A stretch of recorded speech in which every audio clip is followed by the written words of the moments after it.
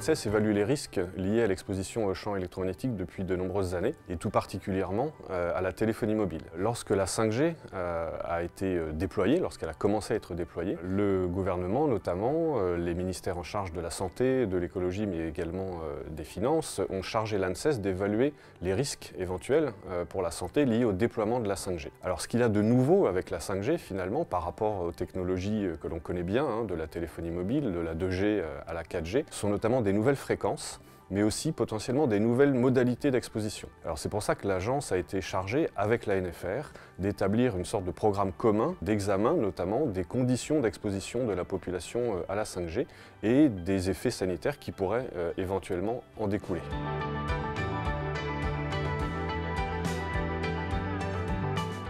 Concrètement, pour évaluer les risques pour la santé, liés en particulier aux champs électromagnétiques, il faut deux choses. Il faut d'une part des connaissances sur les effets que peuvent apporter finalement l'exposition aux champs électromagnétiques, et puis bien entendu, il faut connaître l'exposition à ces champs électromagnétiques, c'est-à-dire à quelle quantité d'ondes finalement on est exposé. Et là, c'est l'ANFR qui entre en jeu, puisque c'est l'ANFR qui est notamment en charge du contrôle, de la surveillance de l'exposition aux champs électromagnétiques. Les résultats de mesures de l'ANFR ont donc alimenté les réflexions du groupe d'experts de l'ANSES. L'ANFR a publié 2 rapports en janvier et avril 2020 sur la caractérisation des signaux 5G du point de vue de l'exposition, ainsi que sur l'évaluation de l'exposition dans la bande 3,5 GHz avec ces nouvelles antennes à faisceau orientable.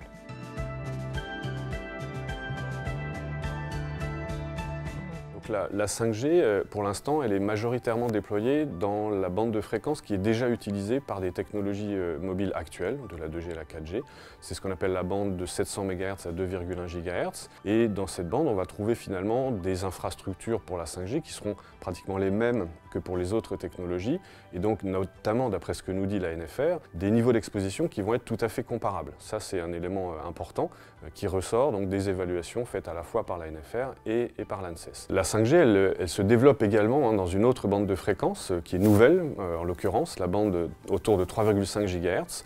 On va trouver donc les mêmes applications que dans les bandes inférieures, la bande 700 mégas à 2,1 GHz, c'est-à-dire une couverture mobile, mais avec cette fois-ci des débits qui devraient être beaucoup plus élevés, dans la mesure où on va pouvoir faire passer plus de données dans cette bande de fréquence. Alors, autre élément qui sont importants, c'est que cette bande de fréquence, elle va autoriser finalement l'usage d'antennes actives, d'antennes qui vont permettre de focaliser l'énergie vers les utilisateurs et donc d'augmenter les débits, mais du coup aussi de réduire le temps d'exposition.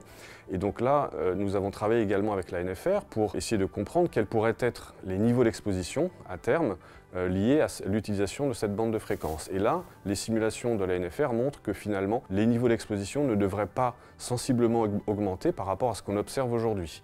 C'est-à-dire qu'effectivement, on a une focalisation de l'énergie, mais au final, notamment dans l'environnement, pas de niveau d'exposition qui augmente sensiblement. Il y a une autre bande de fréquence qui va être utilisée par la 5G, qui n'est pas encore aujourd'hui déployée, une bande de fréquence autour de 26 GHz, qui va essentiellement là servir plutôt pour des usages très localisés d'accès à la téléphonie mobile et bien sûr pour ce qu'on appelle aujourd'hui l'Internet des objets, c'est-à-dire pour les connexions de multitudes d'objets entre eux.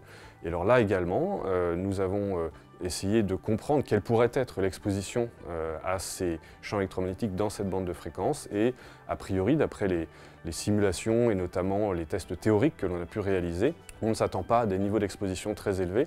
Par ailleurs, il faut bien comprendre aussi que dans cette bande de fréquence, l'interaction des champs électromagnétiques avec le vivant change par rapport aux fréquences inférieures, c'est-à-dire que les ondes électromagnétiques ne pénètrent plus dans le corps, elles s'arrêtent finalement aux quelques millimètres, au premier millimètre de la peau. On a vraiment une absorption de l'énergie électromagnétique très superficielle.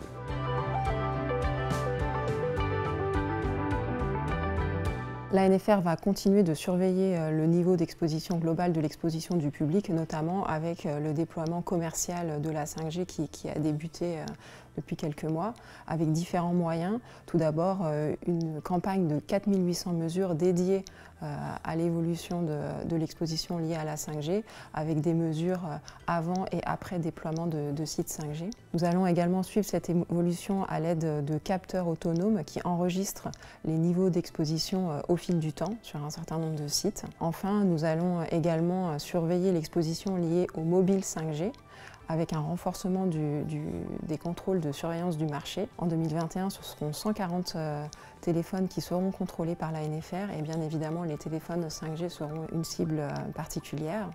Et enfin, l'ANFR va s'intéresser à l'exposition au mobile dans des conditions réelles d'utilisation. L'ANFR s'attache à la transparence de l'information liée à l'introduction de la 5G en rendant public l'ensemble des mesures qu'elle réalise, donc à la fois les résultats des mesures réalisées dans cette campagne de 4800 mesures qui seront disponibles sur le site Carto Radio, également les mesures de ces capteurs autonomes qui sont disponibles sur le site de l'ANFR et également en open data.